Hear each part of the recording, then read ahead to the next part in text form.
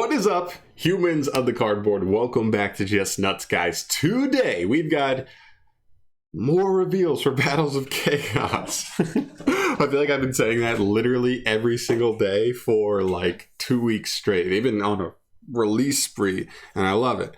Anyway, so today we have 2 new S-Force cards, and my god, look at the artwork. They look insane. I mean, I'm digging the artwork for sure.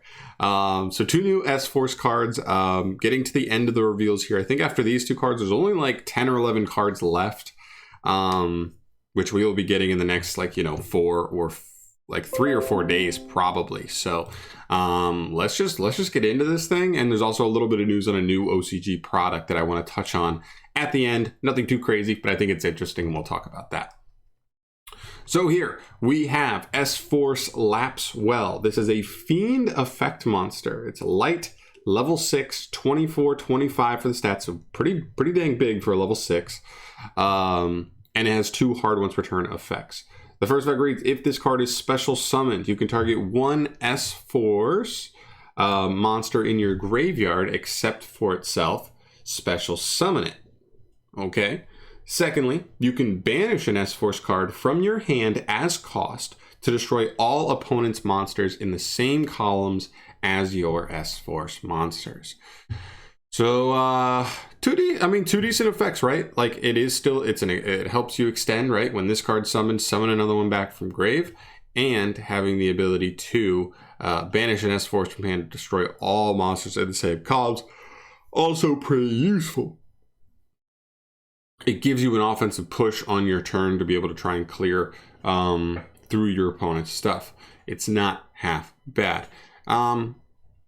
I do think it could have been a little bit better. I mean, at the end of the day, this is another monster that cannot summon itself. So should you draw this, it kind of has to be one of either your discard fodders or your banish from hand targets, just because he isn't really doing much from the hand there. So, you always just got to be wary of bricks. So it is technically a brick to draw. And the second effect, I mean, I've said this before, but like, I just wish some of the column effects of the S-Force cards were like better interruptions or better floodgates. And unfortunately, this one still kind of fits the bill. I think this is nice because I don't know if the deck really had like a good like push way to like going second, clear things out of the way. This is a nice effect to have. Should you resolve your S-Force stuff going second, you can clear through a board with effects like this. So I do think it's helpful. I do think it's solid.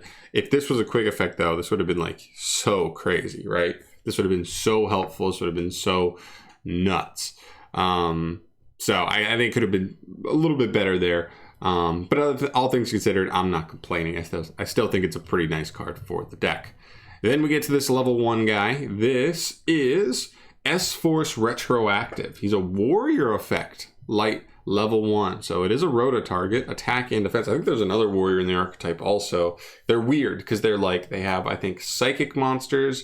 They have fiends, warriors, cybers even, I think. Like they have like a lot of different stuff. So it's kind of cool. Anyway, this card can only use all 3 of its effects once per turn each. 3 different effects. Let's go. If a monster you control would be used as link material for a S-Force monster, this card in your hand can also be used as material. Second effect, during the main phase, quick effect, you can return this card to the hand. And if you do, special summon 1 level 2 or higher S-Force monster from your hand.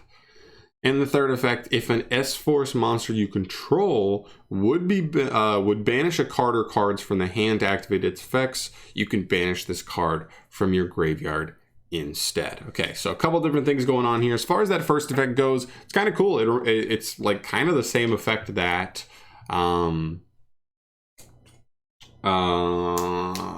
the mini code talker monsters use. It's all the main deck ones. They say like if you're going to use a Cyberus monster to make a code talker link, you can use them from hand as well to extend. So this kind of falls into doing that as well, which is really good.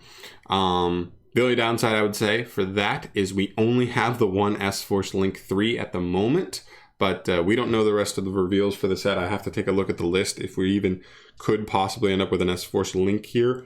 If we do, this would be huge. this would be even better as an extender, because it means like if we got a Link 2 that's like actually good, we'd be able to just use this and like any S-Force card. I guess it depends on the material of what the Link 2 would take, but ideally though, this is you know, a nice like encouragement here, right? Showing us that like there is a good chance we'll get some more S-Force Link monsters down the line. At least we can hope for that, at least. The second effect is also kind of cool, right? Returning this to the hand to summon an S-Force from hand. I love that this is a quick effect, right? This deck is all about columns, and having the ability to manipulate columns like this and make sure you're throwing the right stuff in the right columns on the opponent's turn is very useful. The only downside I would say is it's only from hand. Not that I would expect this to summon from deck, because then this card would be like absolutely insane. But maybe like hand or grave would have been nice. That like if you would like use this and something else as material for like the Link, and then somehow got this on field as well, you'd still be able to like, you know what I mean? Like bounce this card to get something from grave that you already use. So it doesn't force you to have like that hand advantage, but I still think it's a good effect manipulating the field like that.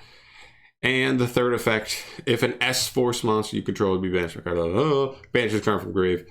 This is just nice, right? This deck has a couple of different effects that work like that, banishing your S-Force cards from hand.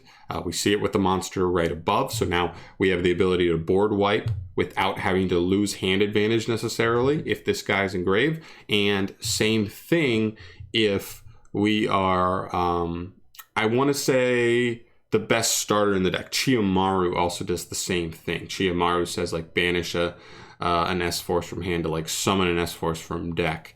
And so this just helps you with that. So it has that like prank kid meow meow kind of effect, right? Banishing, saving you that banish cost. So, or that like losing extra advantage cost. So I like it. I think they're both good. I think they both help. I'm kind of excited. I like S-Force. I like that their archetype kind of seems a little bit all over the place, but I do feel like they do have potential. They've got a solid trap card. I wish some of their floodgate effects were a little bit stronger. They've got a good Link monster, but I don't think the support we've seen up to this point has really helped facilitate it. Maybe this guy will help as an extender to help get into that Link 3 more often, because the Link 3 really is pretty powerful.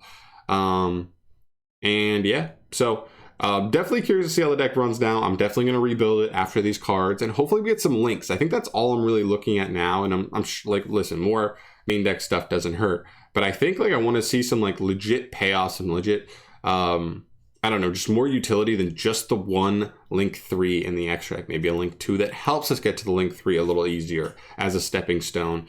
Who freaking knows? All right, and then we'll talk a little bit about this real quick. We did get this set announced last night. Didn't think it deserved its own video, but we'll touch on it here real quick. This is the History Archive Collection. I'm assuming this is kind of like this year's like Animation Chronicle, or maybe it's not even, maybe it's just a different kind of reprint pack, and they'll still get another Animation Chronicle this year. But it's cool. History Archive Collection.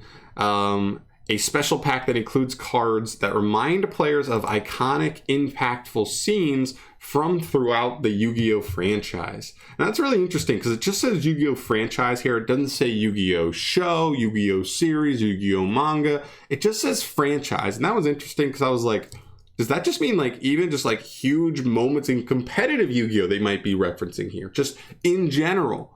Or is it still going to be, media based on like, the show and the anime and stuff? I don't know. I'm down for either, but it was interesting they worded it that way, or the translation came out that way.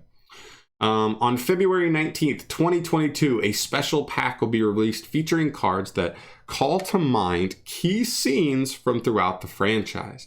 Monsters that appear throughout many Yu-Gi-Oh! Works are also reprinted here.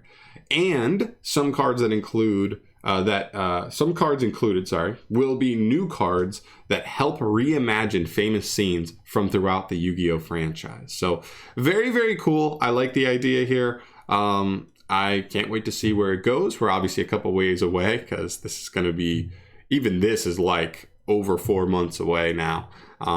And that's just for the OCG. But I'm still excited to see what this what entails here, whether it's going to be key scenes, could mean like, oh, Blue Eyes in like Yu-Gi-Oh! Worlds, or like that could be a key scene, or if it is talking about Yu-Gi-Oh! Anime and stuff. But I'm not mad about that. Importing anime stuff is really cool. And it sounds like here they're not even just like, yeah, they're reimagining famous scenes, which means that kind of rings to mean like, oh, 2022, maybe make some like older Yu-Gi-Oh! Scenes updated with cards that allow them to do, you know, more relevant stuff for the modern day age with that kind of support. So just interesting. I don't know what to expect from this, but it is a nice little thing I wanted to touch on. And then that's for stuff. Pretty cool.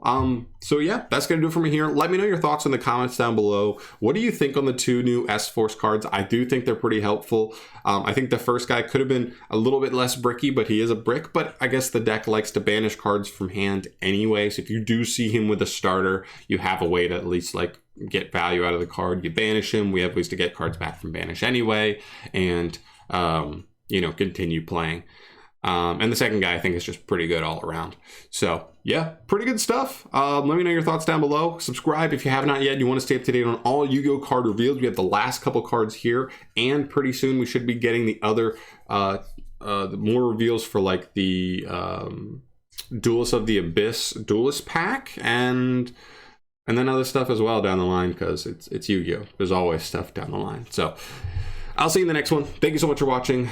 Subscribe if you haven't. I'm out of here. Peace.